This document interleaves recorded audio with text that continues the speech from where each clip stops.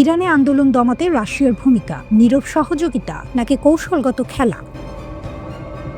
ইরানি সরকার বিরোধী আন্দোলন যখন তীব্র আকার ধারণ করে তখন আন্তর্জাতিক সংবাদ মাধ্যমে একটি প্রশ্ন ঘুরপাক খেতে থাকে, এই আন্দোলন দমাতে কি রাশিয়া গুরুত্বপূর্ণ ভূমিকা পালন করেছে? আর যদি করে থাকে তাহলে যুক্তরাষ্ট্র ও ইসরায়েলের চোখ ফাঁকি দিয়ে মস্কো কিভাবে তেহরানকে সাহায্য করল? ইরানকে ঘিরে যুক্তরাষ্ট্র ও ইসরায়েল বহুদিন ধরেই চাপ তৈরি করে আসছে। মার্কিন প্রেসিডেন্ট ডোনাল্ড ট্রাম্প প্রকাশ্যেই ইরানের অর্থনৈতিক সংকট, বেকারত্ব এবং আন্দোলনকে হাতিয়ার বানিয়ে খামেনির শাসন ব্যবস্থা পতনের কথা বলেছেন। আন্দোলনের সময় ট্রাম্পের একের পর এক মন্তব্য অনেক বিশ্লেষকের চোখে সরাসরি উস্কানি।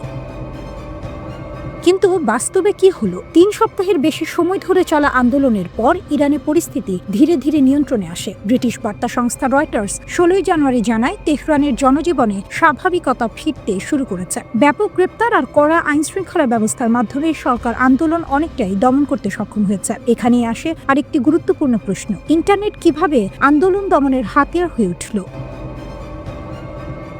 আন্দোলনের সময় ইরান সরকার ইন্টারনেট বন্ধ করে দেয়, তবে এই সুযোগে ট্রাম্পের ঘনিষ্ঠ ব্যবসায়ী ইলন মাস্ক তার মালিকানাধীন স্টারলিংক স্যাটেলাইট ইন্টারনেট ইরানিদের জন্য উন্মুক্ত করার ঘোষণা দেন, এমনকি বিনা খরচে সেবা দেওয়ার কথাও বলেন। কিন্তু বাস্তবে এই উদ্যোগ খুব একটা কাজে আসেনি। বিজনেস স্ট্যান্ডার্ড জানায় স্টারলিংক ঠেকাতে ইরান ব্যবহার করেছে রাশিয়ার দেয়া বিশেষ প্রযুক্তি। এক ধরনের জ্যামার ব্যবহার করে স্টারলিংকের আপলিংক ও ডাউনলিংকের প্রায় 80% ট্রাফিক অকার্যকর করে ফেলে ইরান। ফলে ইন্টারনেট সরবরাহে বড় বাধার মুখে পড়ে মাস্কের উদ্যোগ। এখানেই স্পষ্ট হয় রাশিয়ার নীরব কিন্তু কার্যকর ভূমিকা। 2022 সালে ইউক্রেন যুদ্ধে ইরান রাশিয়াকে স্বল্প মূল্যের কিন্তু শক্তিশালী ড্রোন দিয়েছিল এমন অভিযোগ করে পশ্চিমা দেশগুলো। সেই সহযোগিতার কথা মনে রেখেই ইরান বিপদে পড়লে চুপ করে থাকেননি প্রেসিডেন্ট ভ্লাদিমির পুতিন। শুধু প্রযুক্তিগত সহায়তাই নয়, কূটনৈতিকভাবেও ইরানের পাশে দাঁড়ায় রাশিয়া। ট্রাম্প যখন একের পর এক সামরিক হামলার হুমকি দিচ্ছিলেন তখনই রাশিয়ার পররাষ্ট্র মন্ত্রণালয় সতর্ক করে বলে, ইরানের বিরুদ্ধে যে কোনো সামরিক পদক্ষেপ হবে বিধ্বংসী, যা পুরো মধ্যপ্রাচ্য ও বৈশ্বিক নিরাপত্তাকে ঝুঁকিতে ফেলবে। একই সঙ্গে উত্তেজনা কমাতে মধ্যস্থতাকারীর ভূমিকায় নামেন পুতিন। তিনি একই দিনে ইসরায়েলের প্রধানমন্ত্রী বেনিয়ামিন নেতানিয়াহু এবং ইরানের প্রেসিডেন্ট মাসুদ পেজিশকিয়ানের সঙ্গে ফোনে কথা বলেন। রাশিয়া জানায় তারা সংলাপের মাধ্যমে সংকট সমাধানে প্রস্তুত। এদিকে সামরিক বার্তাও দেয়া হয় ভিন্নভাবে। ইরানে আন্দোলন চলাকালীন সময়েই রাশিয়া ও চীনের যুদ্ধ জাহাজ ইরানের সঙ্গে যৌথ নৌ মহড়ায় অংশ নেয়। দক্ষিণ আফ্রিকার জলসীমায় অনুষ্ঠিত এই মহড়াকে অনেক বিশ্লেষক দেখছেন যুক্তরাষ্ট্র ও ইসরায়েলের প্রতি কঠোর বার্তা হিসেবে। সবচেয়ে গুরুত্বপূর্ণ বিষয় হল 2025 সালের জানুয়ারিতে রাশিয়া ও ইরানের মধ্যে একটি 20 বছর মেয়াদী কৌশলগত চুক্তি হয়। এই চুক্তির আওতায় রাশিয়া ইরানকে সামরিক, অর্থনৈতিক ও কৌশলগত সহায়তা দেবে, এমনকি যুক্তরাষ্ট্রের নিষেধাজ্ঞা উপেক্ষা করেও। সব মিলিয়ে বলা যায় পুতিনের কৌশল ছিল বহু স্তর বিশিষ্ট প্রযুক্তি, কূটনীতি, সামরিক মহড়া আর দীর্ঘমেয়াদী চুক্তি। এর ফলেই আয়াতুল্লাহ খামেনির নেতৃত্বাধীন সরকার আন্দোলন দমন করে অনেকটা নিয়ন্ত্রণ ফিরিয়ে আনতে পেরেছে। ইরানের সবচেয়ে শক্তিশালী সামরিক বাহিনী Islamic Revolutionary Guard Corps IRGC একটি ভয়ঙ্কর হুমকি দিয়েছে। তাদের ঘনিষ্ঠ একটি টেলিগ্রাম চ্যানেলে দাবি করা হয়েছে, কাতারে মার্কিন সামরিক কমান্ডাররা কোথায় লুকিয়ে আছেন সেই জায়গা তারা চিহ্নিত করে ফেলেছে। কাতারের গোপন অবস্থান নিয়ে কি দাবি? ওই পোস্টে বলা হয়, যুক্তরাষ্ট্রের সেন্টকম এর শীর্ষ কর্মকর্তারা কাতারের বিখ্যাত আল উদেইদ বিমান ঘাঁটি ছেড়ে গোপনে দোহা শহরের একটি বিলাসবহুল হোটেলে আশ্রয় নিয়েছেন। বার্তাটি ছিল স্পষ্ট এবং হুমকিমূলক, 5 তারকা হোটেলের দেয়ালেও নিরাপত্তা দিতে পারবে না।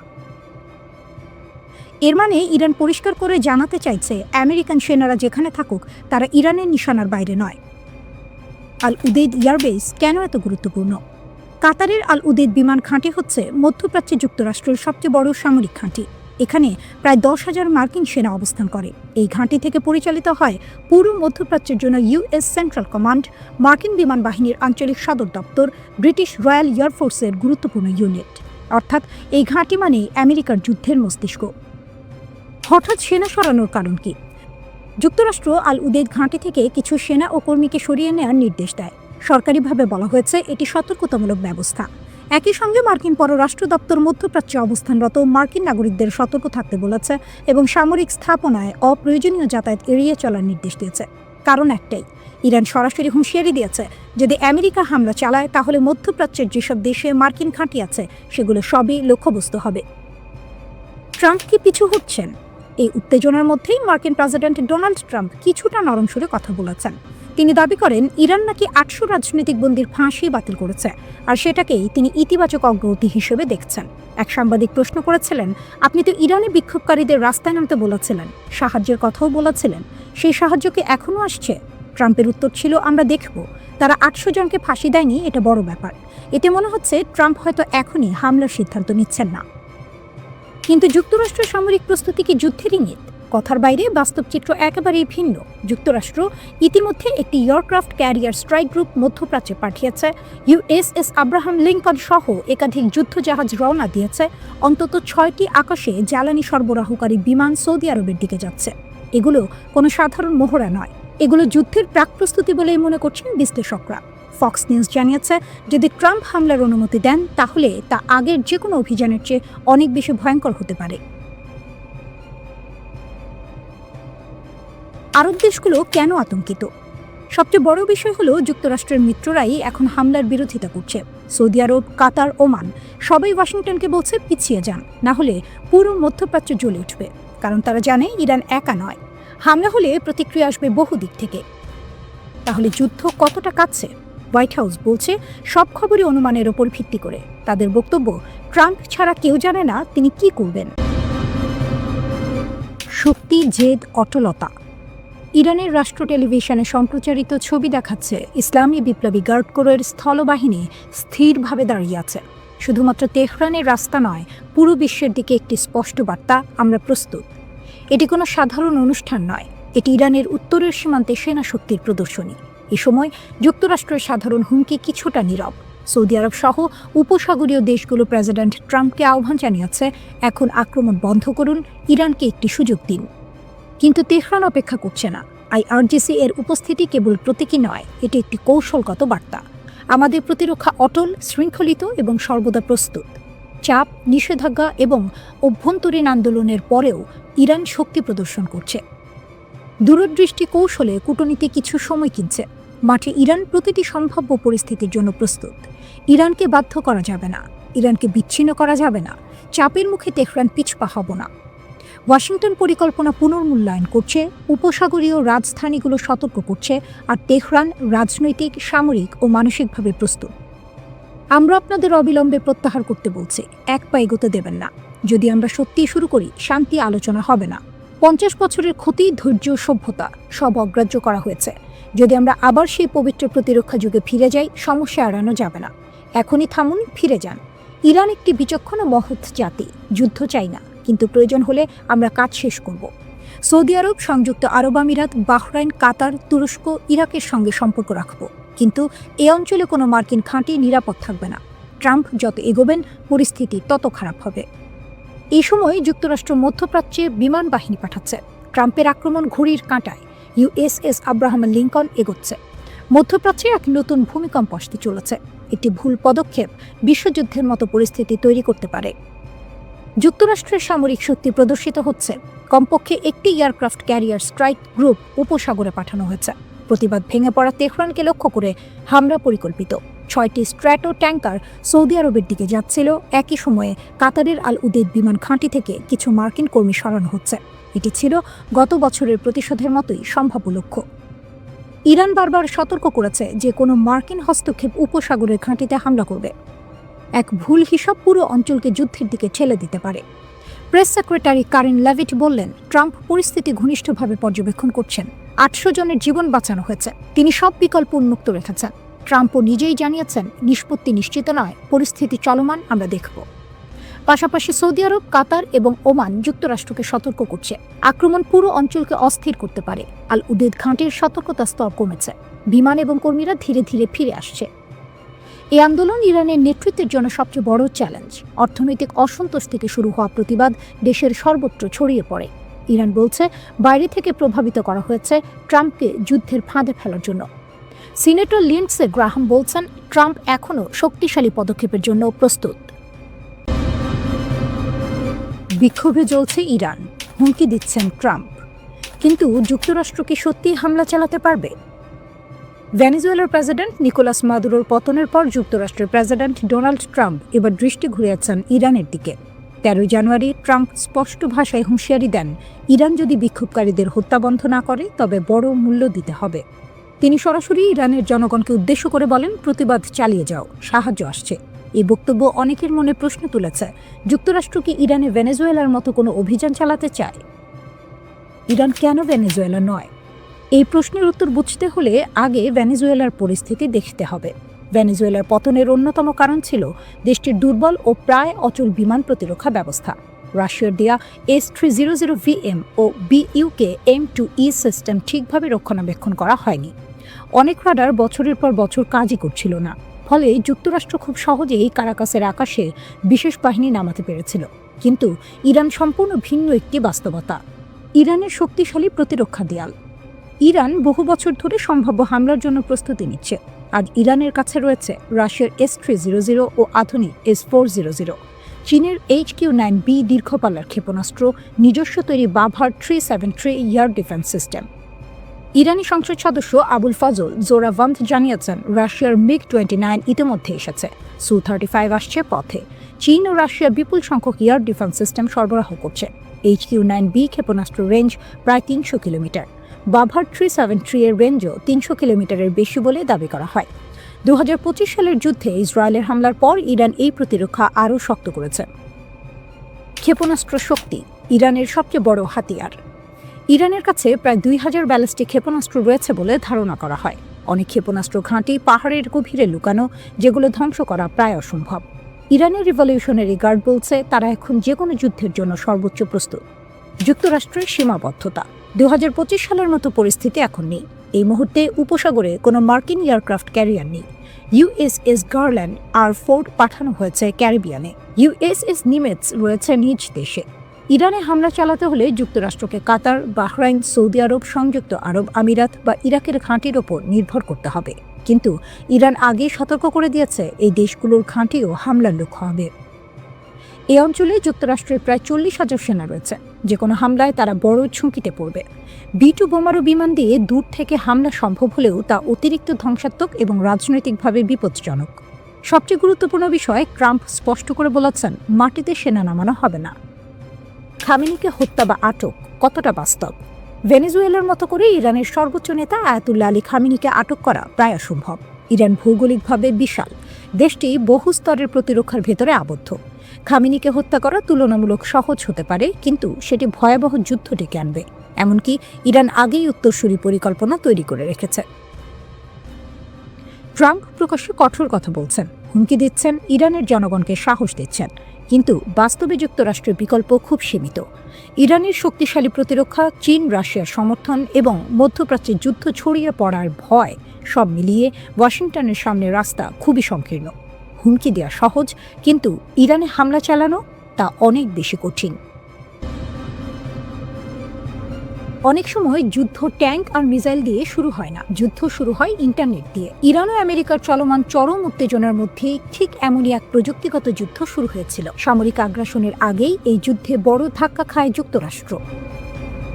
এই যুদ্ধে ওয়াশিংটন তাদের সবচেয়ে শক্তিশালী অস্ত্র হিসেবে মাঠে নামায় বিশ্বের শীর্ষ ধনী এলন মাস্ককে। পরিকল্পনাটা ছিল পরিষ্কার। ইরানে চলমান সরকার বিরোধী বিক্ষোভের সময় যখন আন্দোলন ছড়িয়ে পড়তে শুরু করে, তখন ইরান সরকার দেশ জুড়ে ইন্টারনেট ব্ল্যাকআউট জারি করে। উদ্দেশ্য একটাই, আন্দোলনকারীরা যেন অনলাইনে সংগঠিত হতে না পারে। আর ঠিক সেই মুহূর্তে ডিজিটাল নায়ক হয়ে হাজির হন এলন মাস্ক।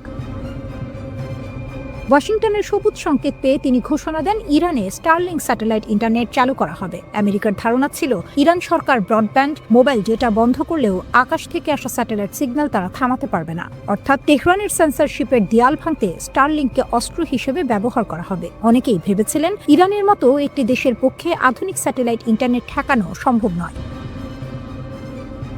কিন্তু এখানেই সবাই ভুল করেছিল। ইরান শুধু প্রস্তুতি ছিল না, তারা দেখিয়ে দিয়েছে প্রযুক্তিগত যুদ্ধে তারা কতটা এগিয়ে। ইরান সরকার কেবল ফিজিক্যাল ইন্টারনেট বন্ধ করেই থেমে থাকেনি, বরং তারা সরাসরি স্টারলিং সিস্টেমকে অচল করে দেয়। কিভাবে? উত্তরটা হলো ইলেকট্রনিক ওয়ারফেয়ার। ইরানের সামরিক বাহিনী নির্দিষ্ট এলাকায় স্টারলিংকের ব্যবহৃত ফ্রিকোয়েন্সি জ্যাম করে দেয়। এর ফলে স্যাটেলাইট আকাশে থাকলেও মাটিতে থাকা টার্মিনালগুলো সিগন্যাল রিসিভ করতে পারেনি। স্টারলিংক চালাতে যে ডিশ বা টার্মিনাল দরকার, সেগুলো যখনই সিগন্যাল পাঠানোর চেষ্টা করেছে, ইরানের রেডিও ফ্রিকোয়েন্সি ট্র্যাকিং সিস্টেম সেগুলো শনাক্ত করে ফেলেছে। অর্থাৎ কে কোথায় স্টারলিংক ব্যবহার করছে তা ইরান আগেই বুঝে গেছে। ফলে শুধু ব্যবহারকারীরাই নয়, এই ঘটনায় অপ্রস্তুত হয়ে পড়ে আমেরিকাও। কারণ যে পরিকল্পনা নিয়ে স্টারলিংক নামানো হয়েছিল সেটাই কার্যত ব্যর্থ হয়ে পড়ে। বিক্ষোভকারীরা ইন্টারনেট না পেয়ে বড় আকারে সংগঠিত হতে পারেনি। ডিজিটাল সংযোগ ভেঙে পড়ায় আন্দোলনের গতি কমে যায়। এই ঘটনার মাধ্যমে একটি বিষয় খুব পরিষ্কার হয়ে যায়, ইরান কেবল আধুনিক মিসাইল আর ড্রোনের উপর নির্ভরশীল নয়, গত কয়েক দশকে তারা সাইবার সিকিউরিটি ও ইলেকট্রনিক ওয়ারফেয়ারে ব্যাপক বিনিয়োগ করেছে। ইসলামী বিপ্লবের পর থেকে নিষেধাজ্ঞা, চাপ আর বিচ্ছিন্নতার মধ্যেও ইরান নীরবে নিজেদের প্রযুক্তিগত সক্ষমতা গড়ে তুলেছে। আর সেই সক্ষমতার মুখে এলন মাস্কের মতো টেক জায়ান্ট এবং আমেরিকার মতো সুপার পাওয়ার একসঙ্গে দাঁড়িয়েও ডিজিটাল দেয়াল ভাঙতে পারেনি।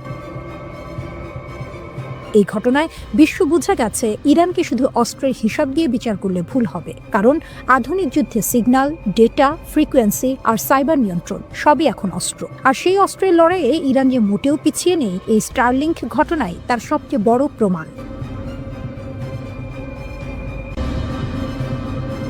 ইরান এখন রুদ্ধশ্বাস এক সন্ধিক্ষণে দাঁড়িয়ে। রাস্তায় আগুন, স্লোগান, ভাঙচুর।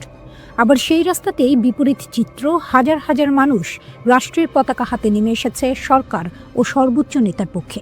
দেশ জুড়ে চলমান বিক্ষোভের মধ্যে ইরান কার্যত দুই ধারায় বিভক্ত। সরকারপন্থী সমাবেশে অংশ নেওয়া অনেকেই বলছেন তারা শুরুতে বিক্ষোভী ছিলেন, কিন্তু পরিস্থিতি যখন নিয়ন্ত্রণের বাইরে যেতে শুরু করে তখন তারা সরে দাঁড়ান। তাদের ভাষায় এটা আর প্রতিবাদ নেই, এটা বিশৃঙ্খলা। সেই বিশৃঙ্খলার মুখে তারা নিজেদের দায়িত্ব মনে করছেন দেশকে রক্ষা করা।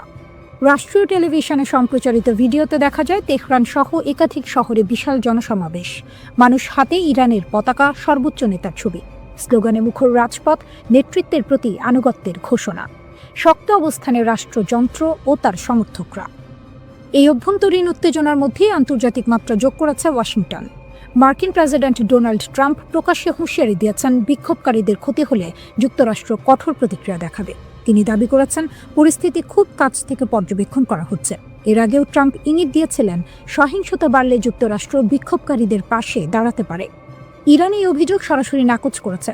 দেশটির পররাষ্ট্রমন্ত্রী আব্বাস আরাকচি অভিযোগ তুলেছেন যুক্তরাষ্ট্র ও ইসরায়েল এই অস্থিরতার পেছনে জড়িত। তার দাবি শান্তিপূর্ণ আন্দোলনকে সহিংসতার দিকে ঠেলে দেওয়ার চেষ্টা চলছে।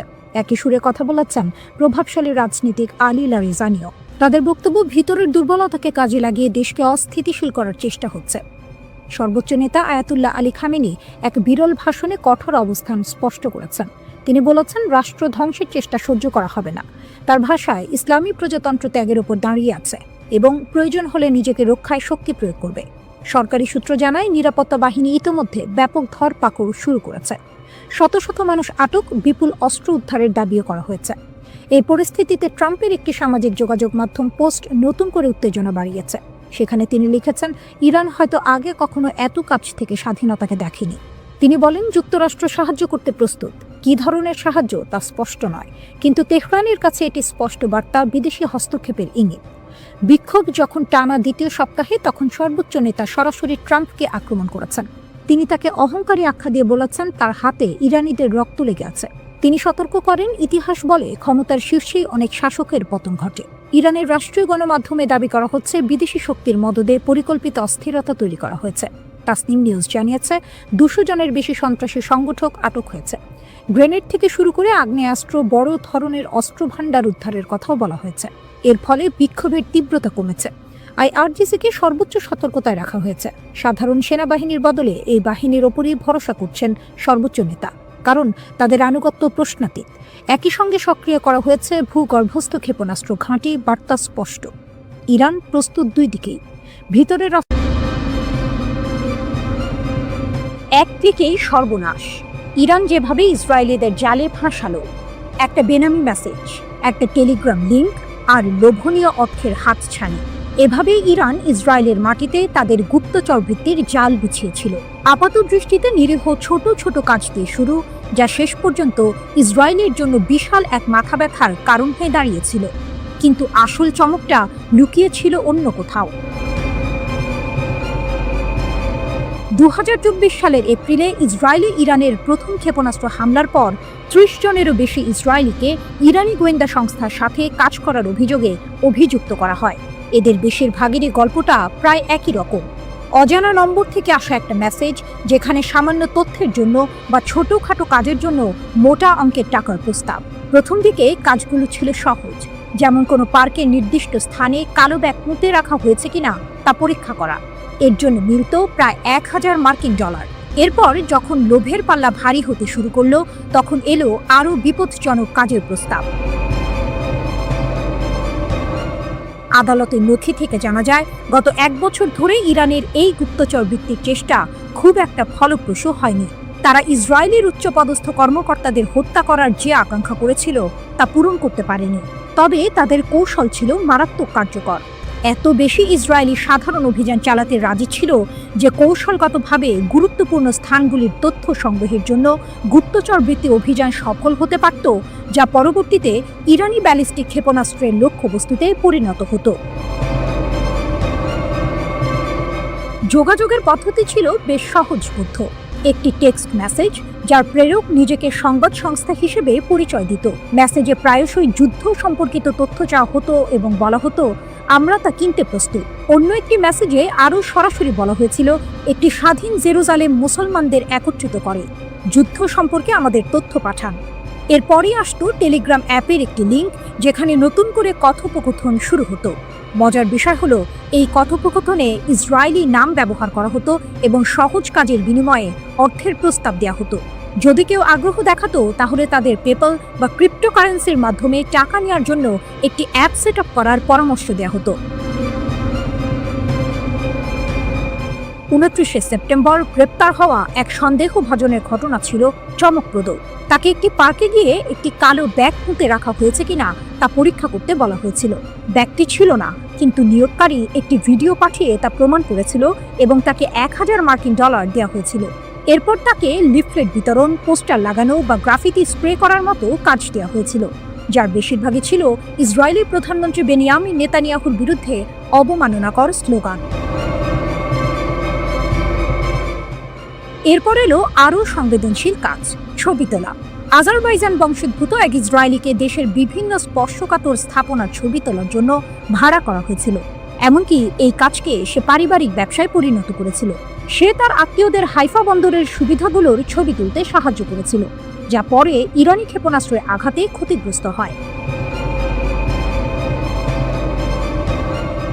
72 বছর বয়সী মরতে চাই মতি মামান এর ঘটনাটি ছিল আরও নাটকীয়। তার অর্থের প্রয়োজন ছিল এবং তুরস্কের 2 ব্যবসায়ী ভাইয়ের মাধ্যমে তার পরিচয় হয় এডি নামের এক ইরানি ব্যবসায়ীর সাথে।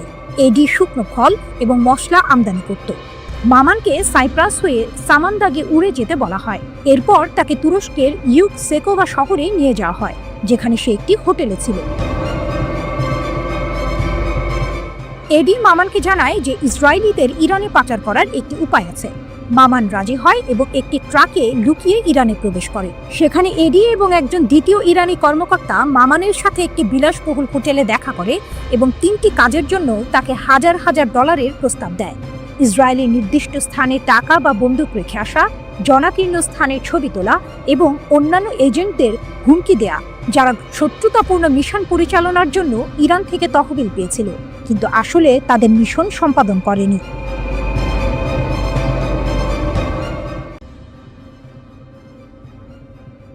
ইসরায়েলের সামরিক ঘাঁটিতে ইরানের ভয়াবহ আঘাত, স্যাটেলাইট তথ্যে চাঞ্চল্যকর মোড়। দীর্ঘ 12 দিনের সংঘাত শেষে ইসরায়েল দাবি করেছিল ইরানের ছোড়া প্রায় 84% ক্ষেপণাস্ত্রই প্রতিহত করা হয়েছে, কিন্তু স্যাটেলাইট চিত্র যেন ভিন্ন গল্প বলছে। টেলিগ্রামের এক প্রতিবেদন অনুযায়ী ওরেগন স্টেট ইউনিভার্সিটির গবেষকদের বিশ্লেষণ করা স্যাটেলাইট চিত্র থেকে জানা গেছে, গত মাসে ইরান অন্তত 5টি ইসরায়েলি সামরিক স্থাপনায় সফলভাবে আঘাত হেনেছে। এর মধ্যে রয়েছে উত্তর, মধ্য ও দক্ষিণ ইসরায়েলের গুরুত্বপূর্ণ লক্ষ্যবস্তু, এমনকি একটি গোয়েন্দা তথ্য সংগ্রহ কেন্দ্র এবং একটি লজিস্টিক ঘাঁটিও।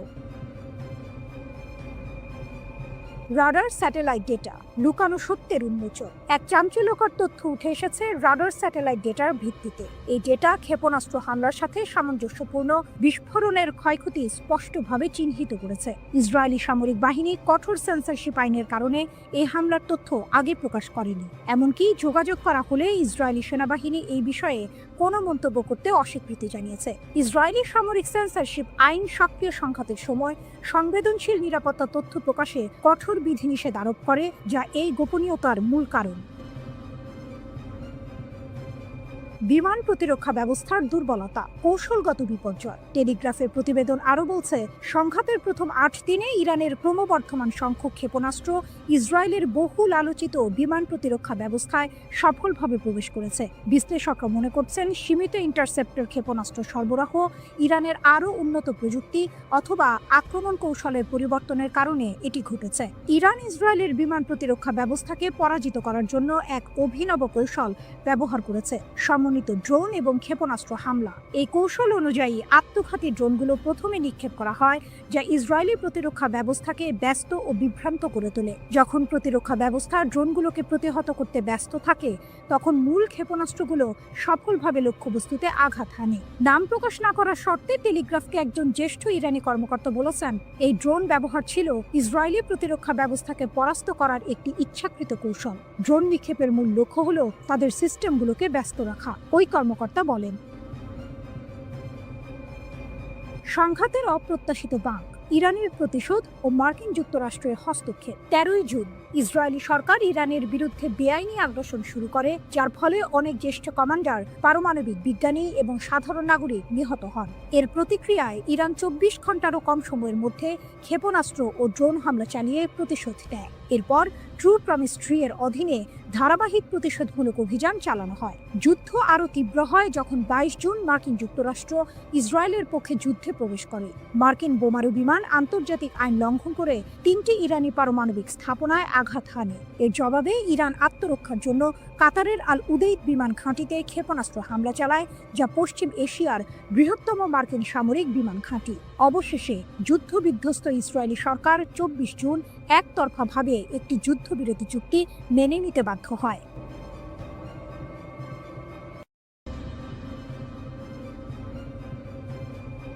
ভয়ঙ্কর এক সংবাদের শিরোনাম, কিন্তু তার ভেতরের কথা আরো গভীর। ইরান বলছে তারা এখনো কোনো ক্ষেপণাস্ত্রের শহরের দরজা খোলেনি। এর মানে কি? এর মানে হলো তাদের আসল আঘাত করার ক্ষমতা এখনো অব্যবহৃত। ইরানের নীরব সংকেত যে হামলা এখনো হয়নি। ইরান বরাবরই বলে আসছে তাদের সশস্ত্র বাহিনীর প্রতিটি পদক্ষেপ সুদূর প্রসারী পরিকল্পনার অংশ, তাৎক্ষণিক প্রতিশোধ নয়। যখন ইসরায়েলি দখলদারিত্ব যুদ্ধের শেষ দিনে ইরানের নিরাপত্তা কেন্দ্রগুলোতে হামলা চালায়, তখন বিশ্ব অবাক হয়েছিল ইরানের শান্ত প্রতিক্রিয়ায়। কিন্তু ইরানের এই আপাত নীরবতার পেছনে লুকিয়ে আছে এক গভীর কৌশল। ফজলির কথা স্পষ্ট, পারমাণবিক অস্ত্রের ক্ষেত্রে ইরানের প্রযুক্তিগত জ্ঞান রয়েছে, কিন্তু তাদের আদর্শিক নীতি এর ব্যবহার বা তৈরির বিপক্ষে। এই কথাগুলো আপাত দৃষ্টিতে শান্তি এবং সংযমের বার্তা দিলেও এর ভেতরের টুইস্ট হলো, প্রযুক্তিগত জ্ঞান আছে মানে হলো তারা চাইলে তা করতে সক্ষম। এটি ইসরায়েল এবং পশ্চিমা দেশগুলোর জন্য এক শীতল সতর্কবার্তা। ইউরেনিয়াম সমৃদ্ধকরণ, আপোষ নেই। ইরানের উপপররাষ্ট্রমন্ত্রী মাজিদ তখত রাভাঞ্চি জোর দিয়ে বলেছেন, মার্কিন ইসরায়েলি হামলা সত্ত্বেও ইরান তার পারমাণবিক কর্মসূচিতে অটল। তারা জাতীয় চাহিদা অনুযায়ী ইউরেনিয়াম সমৃদ্ধকরণ চালিয়ে যাবে। এর অর্থ আমেরিকা বা ইসরায়েলের কোনো হুমকি ইরানকে তার পথ থেকে সরাতে পারছে না। এটি কেবল একটি বিবৃতি নয়, এটি এক ধরনের চ্যালেঞ্জ।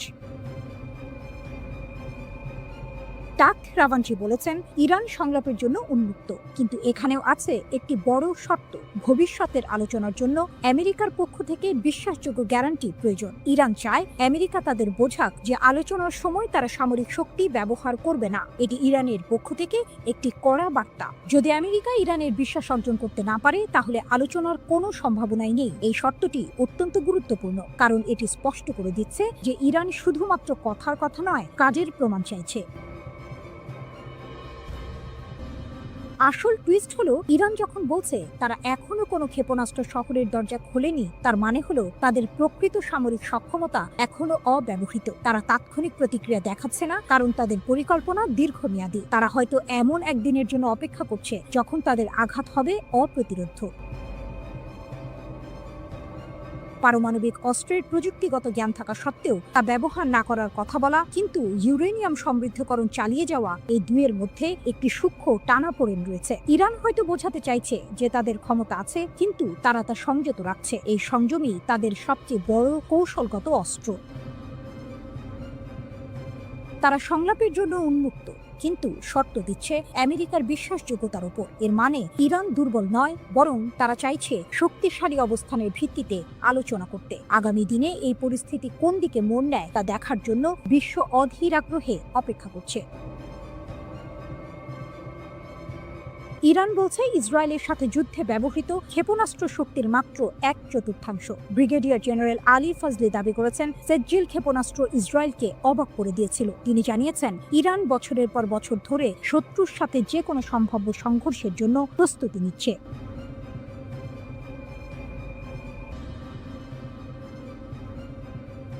ইসরায়েলের কপালে চিন্তার ভাঁজ। ইরান নাকি এবার ধ্বংসাত্মক আর অভূতপূর্ব জবাব দেবে। ইরানের নতুন হুঁশিয়ারি। ইসরায়েলের কপালে কি আছে? মধ্যপ্রাচ্যের রাজনীতিতে আবারও উত্তাপ ছড়িয়েছে। ইরানের শীর্ষ সামরিক কর্মকর্তারা ইসরায়েলের বিরুদ্ধে কড়া হুঁশিয়ারি দিয়েছেন। ভবিষ্যতে কোনো আগ্রাসন চালালে ইরান নাকি জোরালোভাবে লড়াই করবে। তাদের কথা শুনে মনে হচ্ছে এবার পরিস্থিতি আরও গুরুতর হতে চলেছে। ইরানের শীর্ষ সামরিক কমান্ডার মেজর জেনারেল আমির হাতামি জোর দিয়ে বলেছেন যে ইরানের সেনাবাহিনী যে কোনো আগ্রাসনের বিরুদ্ধে কঠিন লড়াই করবে এবং নিজেদের সার্বভৌমত্ব রক্ষা করবে। তিনি গর্ব করে বলেছেন, ইসরায়েলি আগ্রাসনের বিরুদ্ধে ইরানের বিমান প্রতিরক্ষা সফলভাবে প্রতিরোধ করেছে। এমনকি তিনি দাবি করেছেন, ইরানি জনগণ এবং সশস্ত্র বাহিনী আক্রমণের মুখে ঐক্যবদ্ধ ছিল এবং তাদের লক্ষ্য থেকে কখনো পিছপা হয়নি। এই দাবি যদি সত্যি হয়, তাহলে ইসরায়েলের জন্য এটা একটা বড় দুশ্চিন্তার কারণ হতে পারে। ধ্বংসাত্মক ও অভূতপূর্ব প্রতিশোধের হুমকি। আইআরজিসি এর মুখপাত্র ব্রিগেডিয়ার জেনারেল আলী মোহাম্মদ নাইনি আরও এক ধাপ এগিয়ে সতর্ক করেছেন, ভবিষ্যতে যে কোনো হুমকির ক্ষেত্রে ইরান ধ্বংসাত্মক এবং অভূতপূর্ব প্রতিক্রিয়া জানাবে। তার মানে কি? এতদিন যা দেখেছি তা কিছুই নয়। ইরান কি সত্যি এমন কিছু করে দেখাবে যা বিশ্ব আগে কখনো দেখেনি? যুক্তরাষ্ট্রের হামলা যুদ্ধের গতি বদলেছে কি? এদিকে ইরানে যুক্তরাষ্ট্র ও ইসরায়েলের যৌথ আগ্রাসনের বহুমাত্রিকতা বিশ্লেষণে রুশ একাডেমি অফ সায়েন্সের ইনস্টিটিউট অফ ওরিয়েন্টাল স্টাডিজের গবেষক লানা রাওয়ান্ডি ফাদাই বার্তা সংস্থা মেহেরের সঙ্গে বিস্তারিত কথা বলেছেন। রুশ বিশ্লেষকের মতে, পারমাণবিক স্থাপনায় মার্কিন হামলা ছিল মূলত সাজানো নাটক। পশ্চিমা মিডিয়ায় তা রীতিমতো ন্যায়কোচিতভাবে স্থাপিত হয়, তবে বাস্তবে এর সামরিক রাজনৈতিক প্রভাব তেমন ছিল না। এটি ছিল হয়তো একটি থিয়েট্রিক্যাল গ্র্যান্ড ফিনালে, যা সংঘাত গরম হয়ে ওঠার আগে একটি সুন্দর সমাপ্তি এনে দেয়। শেষ পর্যন্ত উভয় পক্ষ যুদ্ধবিরতিতে সম্মত হলো কেন? রাওয়ান্দি বলেন, হামলা পাল্টা হামলায় উভয় পক্ষই প্রচণ্ড ক্ষতিগ্রস্ত হচ্ছিল। ইসরায়েল মার্কিন সহায়তায় আকাশ প্রতিরক্ষা বজায় রাখলেও ইরানের ক্ষেপণাস্ত্র হামলা প্রতিহত করা যাচ্ছিল না। তাদের ক্ষেপণাস্ত্র ও সামরিক সরঞ্জামের ঘাটতি ক্রমেই স্পষ্ট হচ্ছিল। এর মাঝে ইরানের হরমুজ প্রণালী বন্ধের হুমকি ও ইয়েমেনি হুথিদের যুক্তরাষ্ট্রের বিরুদ্ধে চুক্তি বাতিল যুদ্ধকে আরও বিস্তৃত করে ফেলতে পারত। এই ঝুঁকি ট্রাম্প প্রশাসনকে একটি দ্রুত সমাপ্তি চাওয়ার দিকে ঠেলে দেয়। এছাড়া রাশিয়া, চীন, কাতার, তুরস্ক, আজারবাইজান সহ একাধিক দেশ কূটনৈতিক চাপ সৃষ্টি করে। ইরানের প্রতিশোধমূলক ক্ষেপণাস্ত্র হামলায় তেল আবিবের দক্ষিণে রিহোবেদ শহরে ইসরায়েলের বিখ্যাত সামরিক সংশ্লিষ্ট গবেষণাগার বাইসমান ইনস্টিটিউট অফ সায়েন্স পুরোপুরি ধ্বংস হয়ে গেছে। ইরানের সরকারি টেলিভিশন চ্যানেল প্রেস টিভির এক প্রতিবেদনে এর বিস্তারিত তুলে ধরা হয়েছে। এতে বলা হয়েছে, সামরিক শিল্প কমপ্লেক্সের সঙ্গে নিবিড়ভাবে যুক্ত ইসরায়েলি শাসন ব্যবস্থার বৈজ্ঞানিক ও সামরিক গবেষণার মূল ভিত্তি হিসেবে গড়ে ওঠা এই প্রতিষ্ঠানটি এখন কার্যত অচল ও বিধ্বস্ত। ইসরায়েলি সংবাদ মাধ্যমের তথ্য অনুসারে ইরানের সুনির্দিষ্ট এই হামলাকে ভুল করে আক্রমণ হিসেবে দেখা হচ্ছে না, বরং এর লক্ষ্য ছিল পদার্থবিদ্যা, বায়োটেকনোলজি ও কৃত্রিম বুদ্ধিমত্তা সহ সামরিক গবেষণার গুরুত্বপূর্ণ এই কেন্দ্রটিকে গুঁড়িয়ে দেয়া।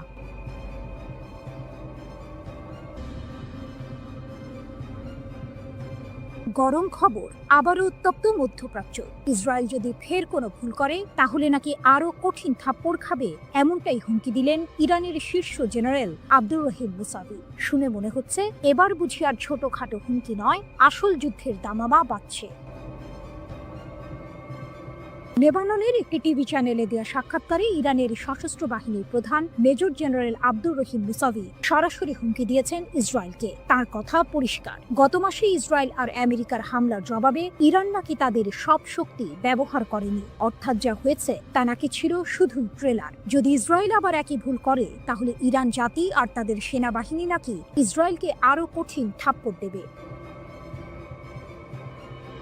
13 জুন ইসরায়েল বিনা প্ররোচনায় ইরানের উপর হামলা চালায়। সেই হামলায় সামরিক কমান্ডার থেকে শুরু করে পরমাণু বিজ্ঞানী এমনকি সাধারণ মানুষও মারা যান। এর এক সপ্তাহ পর যুক্তরাষ্ট্র যুদ্ধে নেমে পড়ে। আন্তর্জাতিক আইন, জাতিসংঘ সনদ সবকিছু তোয়াক্কা না করে তারা ইরানের 3টি পরমাণু স্থাপনায় বোমা হামলা চালায়।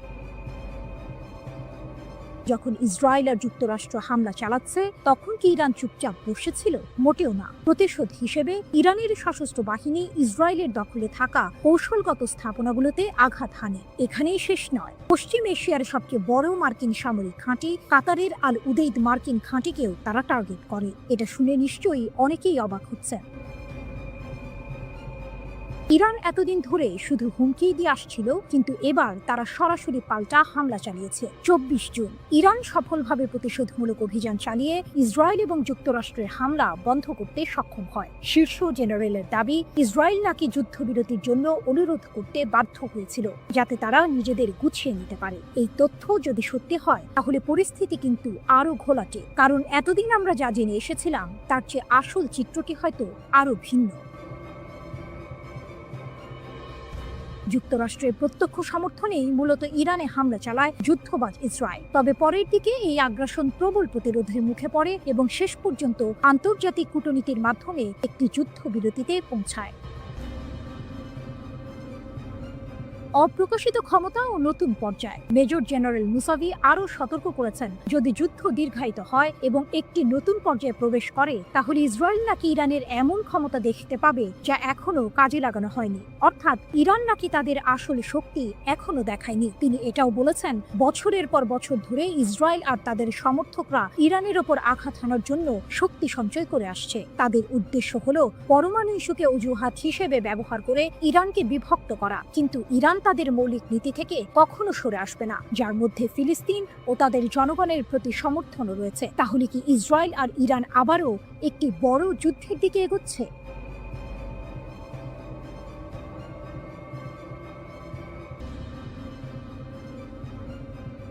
ইরান স্পষ্ট জানিয়ে দিয়েছে ইসরায়েলের সঙ্গে তাদের পরবর্তী সংঘাত হবে চূড়ান্ত সংঘর্ষ। রাশিয়ার সংবাদ মাধ্যম আরটিকে দেয়া এক সাক্ষাৎকারে ইরানের একটি সূত্র এই তথ্য নিশ্চিত করেছে। এই ঘোষণা মধ্যপ্রাচ্যে নতুন করে উত্তেজনার পারদ চড়িয়ে দিয়েছে, কারণ ইরান বিশ্বাস করে তারা এখন ইসরায়েলের দুর্বলতা সম্পর্কে ওয়াকিবহাল এবং তাদের হাতে এমন উন্নত ক্ষেপণাস্ত্র রয়েছে যা ইসরায়েলের আকাশ প্রতিরক্ষা ব্যবস্থাকে সহজেই ভেদ করতে পারে। গত 13 জুন ইসরায়েল ইরানের ওপর হামলা চালায়। ইহুদিবাদী দেশটির দাবি ছিল তেহরান পারমাণবিক বোমা তৈরির শেষ পর্যায়ে পৌঁছে গেছে। এই হামলায় ইরানের পারমাণবিক ও সামরিক স্থাপনাগুলো ক্ষতিগ্রস্ত হয়, শত শত মানুষ এবং পারমাণবিক কর্মসূচির সঙ্গে জড়িত বেশ কয়েকজন উচ্চ পদস্থ সামরিক কর্মকর্তা ও বিজ্ঞানী নিহত হন। এরপর 22 জুন যুক্তরাষ্ট্র ইরানের 3টি পারমাণবিক স্থাপনায় হামলা চালায়, যার মধ্যে ছিল নাতানজ ও ফোর্দোর ইউরেনিয়াম সমৃদ্ধকরণ কেন্দ্র। তেহরান অবশ্য বরাবরই সামরিক উদ্দেশ্যে পারমাণবিক কর্মসূচি পরিচালনার অভিযোগ অস্বীকার করে আসছে। পাল্টা জবাব হিসেবে ইরান কামিকাজে ড্রোন ও ক্ষেপণাস্ত্র হামলা চালায়, যা সরাসরি ইসরায়েল ও কাতারে অবস্থিত যুক্তরাষ্ট্রের আল উদেইদ বিমান ঘাঁটিতে আঘাত হানে। 12 দিনব্যাপী এই সংঘাত শেষ হয় যুক্তরাষ্ট্রের মধ্যস্থতায় হওয়া এক যুদ্ধবিরতির মাধ্যমে, যা এখনো কার্যকর রয়েছে। ইসরায়েলের দুর্বলতা উন্মোচিত।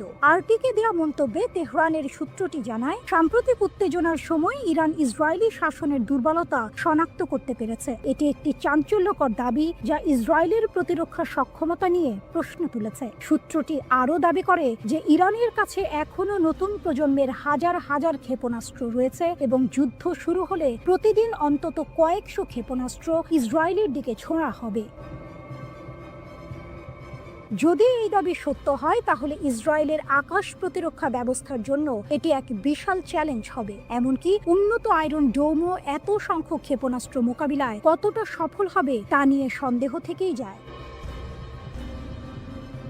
এই সংঘাতের জন্য ইরান শুধু সামরিকভাবেই প্রস্তুত নয়, বরং অভ্যন্তরীণ সমর্থনও পাচ্ছে বলে দাবি করা হয়েছে। সূত্রটি জানায়, দেশের জনগণ এবং প্রবাসী ইরানিদের কাছ থেকে সরকার অভূতপূর্ব সামাজিক সমর্থন পাচ্ছে। এটি নিঃসন্দেহে তেহরানের আত্মবিশ্বাস বাড়াচ্ছে। যদিও ইরান জানে যে যে কোনো সংঘাতে যুক্তরাষ্ট্র ইসরায়েলের পাশে দাঁড়াবে, তবুও তেহরান এই চ্যালেঞ্জ মোকাবিলা করতে প্রস্তুত বলেও উল্লেখ করা হয়েছে। খামেনির দাবি ও ট্রাম্পের হুঁশিয়ারি। ইরানের সর্বোচ্চ নেতা আয়াতুল্লাহ আলী খামেনি তার সামরিক জবাবের বিষয়ে বলেন, ইসরায়েলি রাষ্ট্র কার্যত ধ্বংসপ্রাপ্ত ও নিষ্ক্রিয় হয়ে পড়েছিল। তার মতে, যুক্তরাষ্ট্রের হস্তক্ষেপ না হলে ইহুদিবাদী শাসন পুরোপুরি ধ্বংস হয়ে যেত। এটি ইরানের পক্ষ থেকে একটি বড় সড় দাবি যা ইসরায়েলের সামরিক সক্ষমতা নিয়ে গুরুতর প্রশ্ন তৈরি করে। অন্যদিকে যুক্তরাষ্ট্রের প্রেসিডেন্ট ডোনাল্ড ট্রাম্প হুঁশিয়ারি দিয়ে বলেছেন, তেহরান যদি পারমাণবিক কর্মসূচি চালিয়ে যায় বলে যুক্তরাষ্ট্র বিশ্বাস করে, তাহলে আরও হামলা চালানো হবে। ইসরায়েলের প্রধানমন্ত্রী বেনিয়ামিন নেতানিয়াহু ইরানের বিরুদ্ধে আরও হামলার সম্ভাবনা উড়িয়ে দেননি।